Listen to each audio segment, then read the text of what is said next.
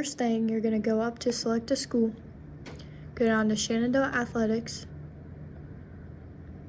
For any schedule, roster, or coach info, go to the tab for each sport. So go to teams. Let's say we want boys varsity baseball.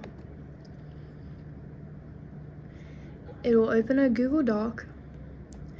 Here's all the coach information. Here's the schedule.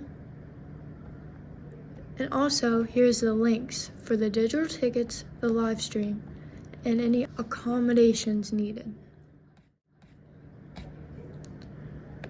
So if we go back, and if you're looking for most up-to-date schedule due to rescheduling, which can be found under all tabs except for the home tab, the calendars and requests, and the teams. So if we go to forms, and on the left there's an athletic schedule. Click on that, and here's all the schedules for all sports. And you can see every game for every sport publicly anytime. And that's the tutorial on how to navigate the school district website.